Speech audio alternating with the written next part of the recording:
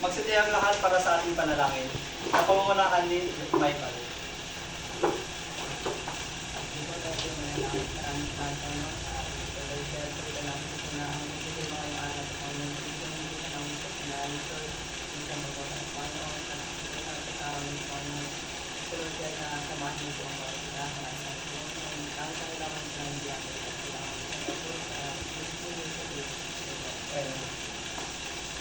Plus, bago kayo magsiupo, pakiayos ang inyong upuan at pakipulot ang nakikita yung mga kalat.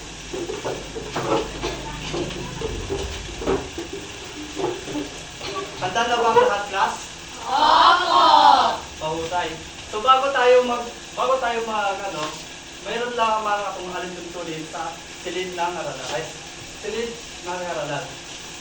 So ang una dyan is, makinig sa akin o makinig sa guro kapag nagsasalita ito sa harap. Pangalawa, igalang ang guro at kaklase. Pangatlo, itaas lamang ang kamay kung may nais sabihin o katanungan. Sino ang inyong sekretarya? Yes, sometimes. May lumiban ba sa ating klase? Wala po, sir. Magaling. So bago tayo dumako sa ating tatalakayan ngayon, meron lang akong ituturong palakpak sa inyo. So ako munang mauna. Tatawagin ko tong ang galing mo clap. So tatlong palakpak, 1, 2, 3, tapos sabay sabing ang galing. Okay ba? Sige, sundan niyo ako, class. 1, 2, 3, ang galing. Magaling. So, base sa natatandaan nyo, ano ang ating tinalakay nung nakarang araw? Saan tayo? Patungkol po sa kagustuhan at pangangailangan. Magaling. So, bago tayo formal na dumako sa ating tatalakayin ngayong araw, meron lamang akong inihandang aktibidad na gagawin nyo. At hahatiin ko kayo sa dalawang grupo. Ito ang Group B, Group A, at pipili kayo ng dalawang representative nyo na pupunta sa harap at puhulaan ang ating ipapakitang mga larawan. Bibigyan ko kayo ng 2 minuto para hulaan to. Naintindihan ba, class? Opo! Okay, habang pinipili nyo ang inyong representative, akin muna bubuksan lang ako ang aking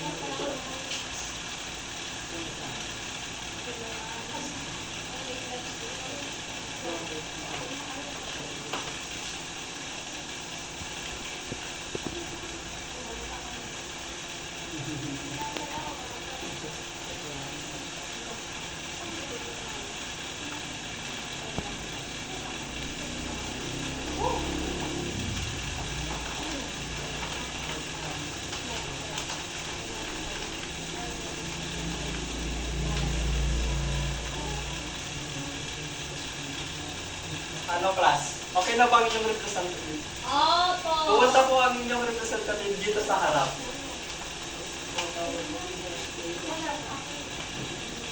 Sino po dito sa Group B? So, bibigyan ko po kayo ng 2 minuto para sabihin or ano ang pagkakaintindi nyo sa mga larawan na yan. Sige po. Start na po ng time nyo.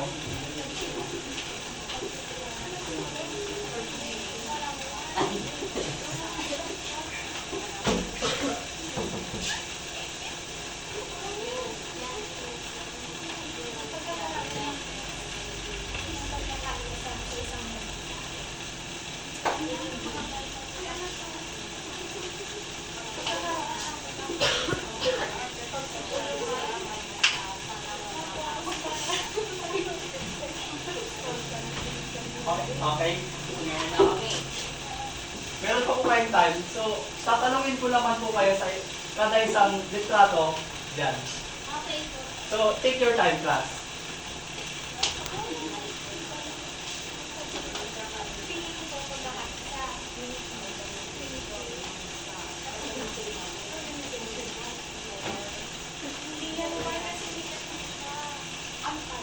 Okay Okay, class, tapos na ang inyong 2 minuto.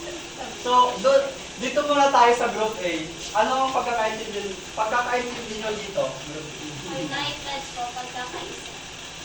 Okay. Group B, ano naman ang pagkakaintindi nyo dito? Antay-war.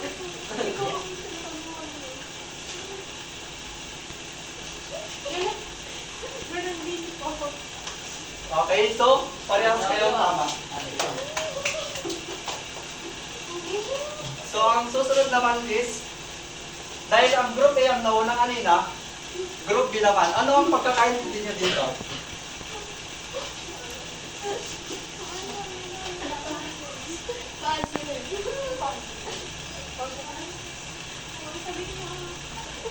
Ano po? Organization. Okay. Group A, ano naman ang pagkakaintindi nyo dito? Organization. Magaling. So, ang larawan na po ito is, pinapakita niya ang pag-organize or organization. So, parehas na kayong may 2 minuto. Antay-war. Next. Cold naman? War po. Group B. Ano to? Sabihin mo yung Russia. Antay-war po. Cold War.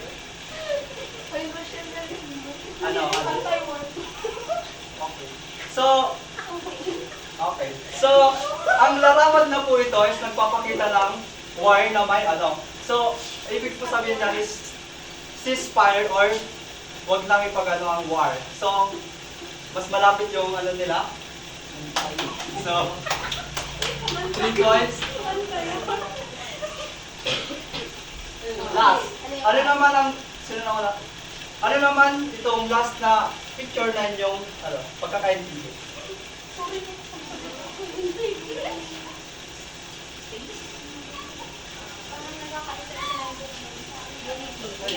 Shine.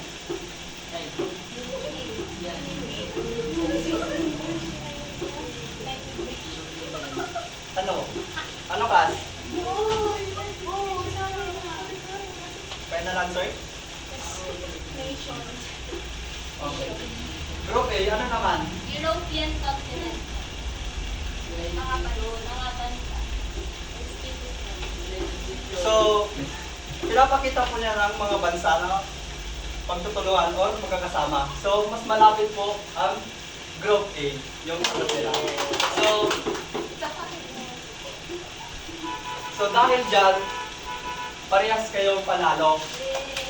Dahil parehas kayong panalo, gagawin natin yung ang galing clap. Sige. 1, 2, ang galing! Pagsimula ko. Base sa aktibidad na ating ginawang class, ano ang inyong palagay sa ating tatalakayan ngayon? Yes, Ann? Nakakapagdaigdigan ang sitwasyon. Mahusay. So, ang tatalakayin natin ngayon is mga pandaigdigang eksplosyon at ang mga alyansya niya ito. So, ang una dyan is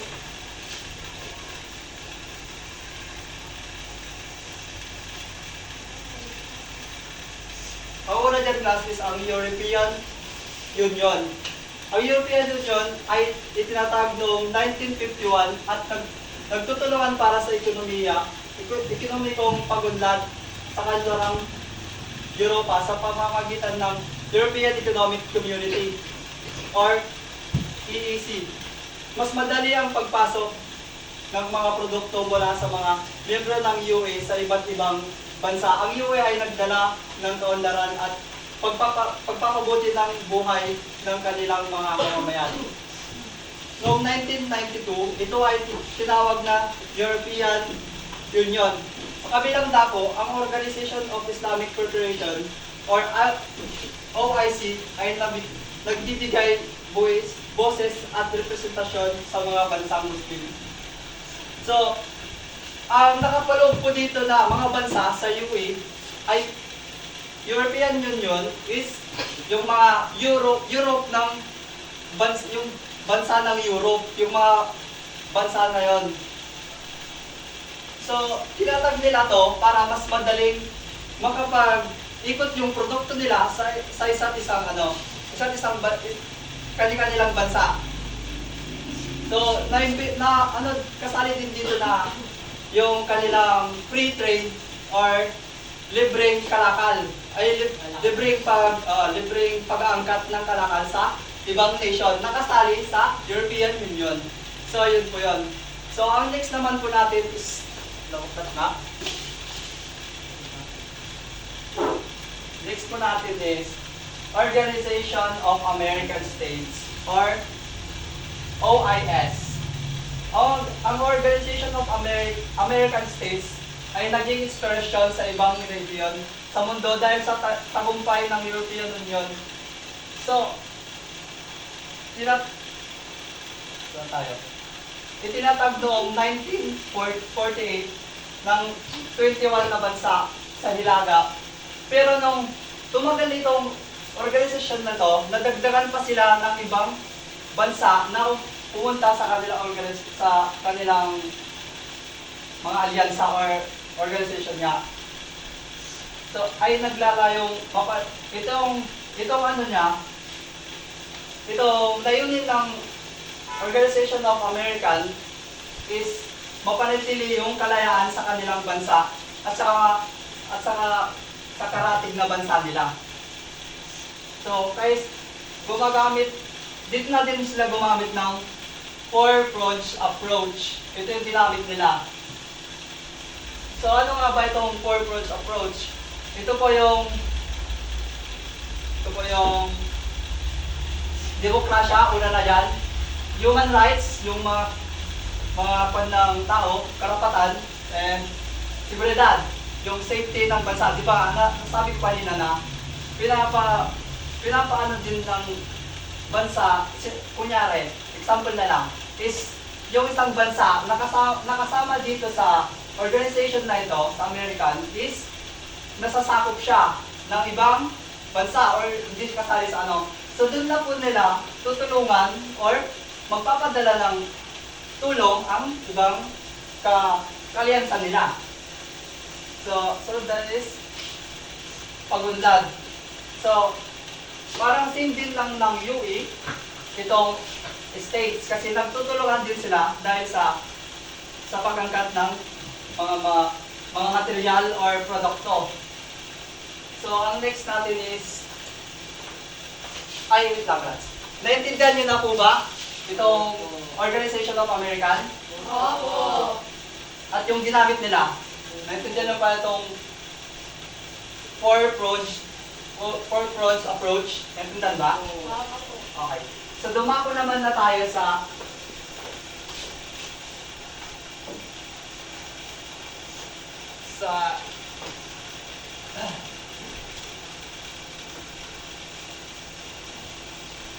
Organization of Islamic Cooperation. Ang Organization of Islamic Cooperation or OIC ay kinakatawan sa mga bansang Muslim sa buong mundo. Nabuhay ito matapos ang insidente sa Jerusalem, Israel, at layunin nito ang pagkakaisa ng umma ng mga Muslim at labanan ng diskriminasyon laban sa kanila. So, kung sa EU, European Union, isang na bansa doon is yung mga Europe. And sa Organization of American States, ang nakapaloob naman doon is mga ng Amerika. So dito naman po sa Organization of Islamic Cooperation, ito po yung pangkalahatan na which is yung lahat na ng Muslim ay binuo nila to para magsama-sama at layunin yung matanggal yung diskriminasyon, di ba? Tulad, example na lang is yung sa pag hindi pagkakaintindihan ng mga lahi, di ba? Katulad na lang ng nangyari dito sa Pilipinas, yung dun sa Marawi, di ba ang kalaban ng dun is Muslim. Yun. So, tinatag nila din to para sa kasamaan ng mga Muslim. So, naintindihan na ba? Opo. So, susunod is ang ASEAN.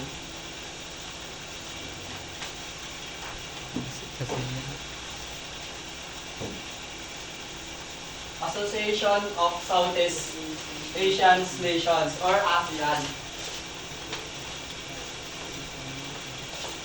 ang Association of Southeast Asian Nations ay tinatag noong 8 Agosto 1967 sa Bangkok, Thailand, kasama ang ilang bansa sa Timog Silang Asya. Sa paglipas ng panahon, nadagdagan ang mga membro nito tulad ng Brunei, Darussalam, Vietnam, Laos, Myanmar, at Cambodia. So, ito nga siya, ito yung mga bansang nasa Timog Silang Asya. Which is, kasali na yung bansa natin. Yes. So, naglalayong payabungin ang ekonomiya at kultura sa region. Ipalaganap ang kapayapaan at itaguyod ang pagkikipagtulungan. So, malalaman na din po natin ang mga pangunahing layunin ng ASEAN. So, number 1 is pagyabungin ang ekonomiya at kultura ng rehiyon sa pamamagitan ng mga magkakupong at pantay-pantay na mga gawain tungo sa pagpapalakas ng pundasyon ng maunlad at mapayapang komunidad sa Timog Silang Asya. So, di ba class, pag may war yung katulad na lang nangyayari na sa atin ngayon na pilit na kinukuha ng Japan yung ating di ba, resources dun sa dun sa West Philippine Sea. So, nabalita din naman yung Amerika na nakikipagtulungan din sa atin na nagpapadala ng mga armas or Yes.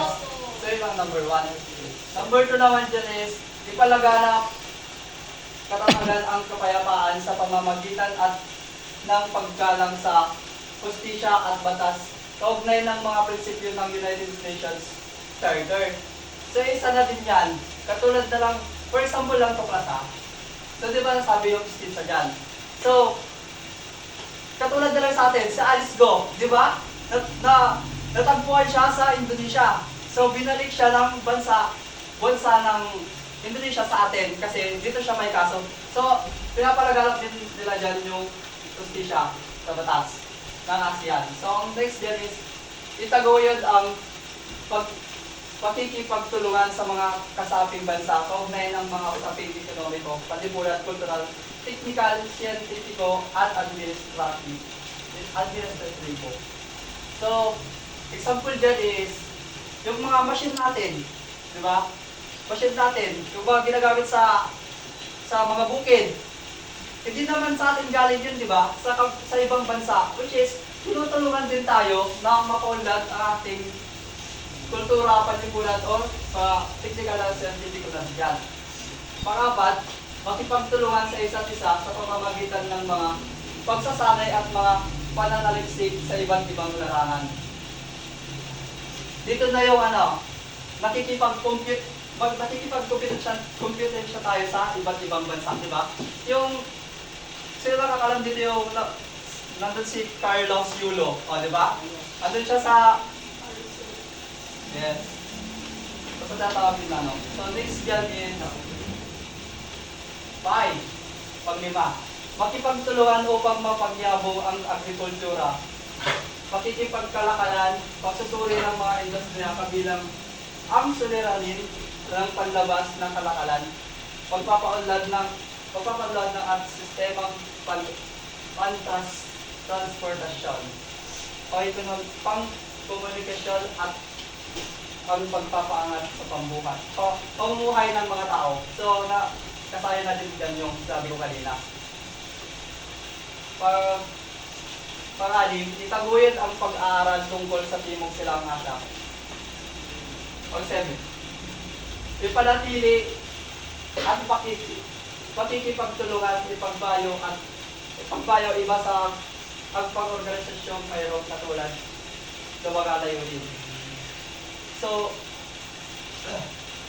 dito na po, nagtutulungan talaga yung isang organisasyon kasi may sin silang goal, di ba? Yung parang parang sa World Trade yung pag-nirevano yung COVID at tulungan po yung mga... Yes. Very good, Michael. So, ayan lang po. So, may katanungan lang ako. Sa lahat ng organisasyon na ito, ano sa tingin nyo ang layunin na importante dito? Bakit nila binuo itong organisasyon na ito, mga to? Sino po? Yes, Michael? Para mapanatili ko ang kapayapaan sa bawat piyesa. Magaling. So, bigyan natin siya ng magaling practice. 1, 2, 3. Ang galing. So, ang susunod na tinatanungan ko naman is, ano na nga ba ulit ang ginamit dun sa OIS na method? Yes, Sunshine. Purple. Mahusay. So, bigyan natin siya ng magaling clap. 1, 2, 3. Ang galing. So, dumako naman tayo. May ginawa akong aktibidad na inyong gagawin. Michael, maaari mo ba akong tulungan dito sa harap na maglagay?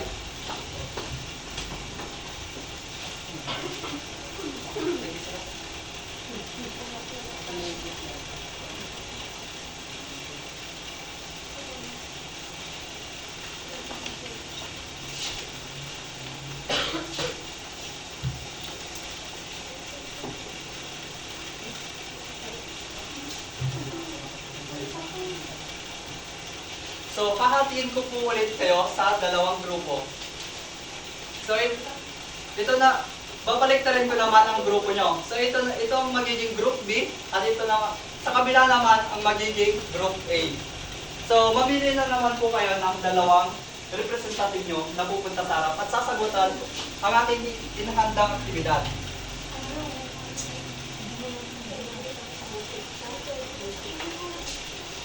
So, meron na po bang ano? Meron na bang representative ang group A? Sige.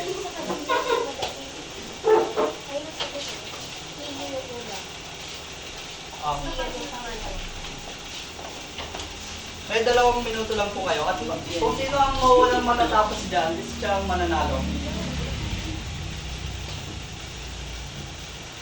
Kasi yan, ang tama lang. OIC yung tama.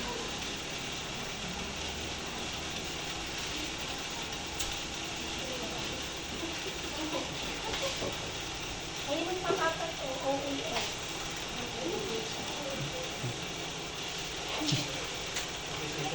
So, ang nauna po is ang group A.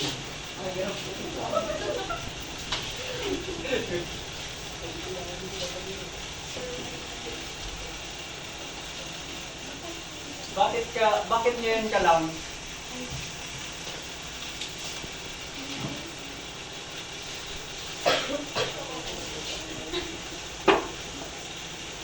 So, hintayin na lang po natin itong group B.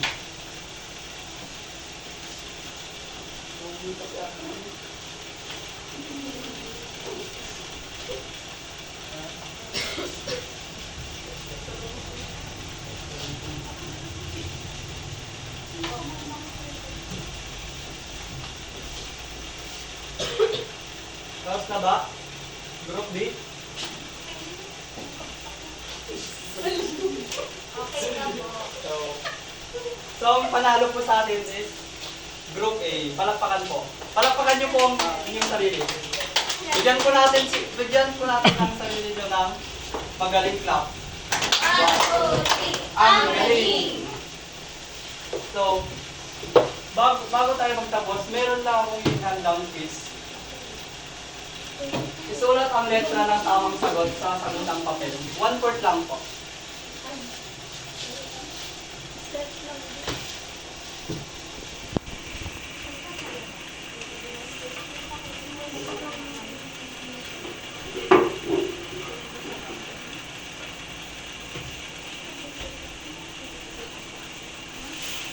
Okay na ba, class? Hindi pa po, sir.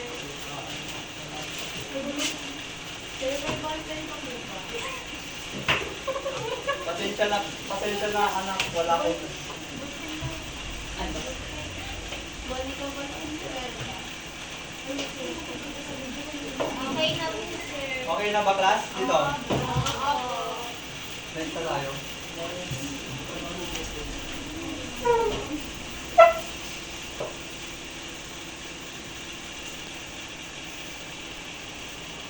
Okay na ba, class? Opo. Hindi pa po. Okay na Hindi po, mo pa sir. na yung papipiro. So, class, bago tayo magtapos ang ating talakayan ngayon, meron lang akong ipapagawang takdang aralin sa inyo. So, kopyahin nyo lang po dito, kopyahin nyo po sa malinis na papel. Sir, yung food po. Hindi na po. Papasa na lang. Sige, dito na lang po yung piece.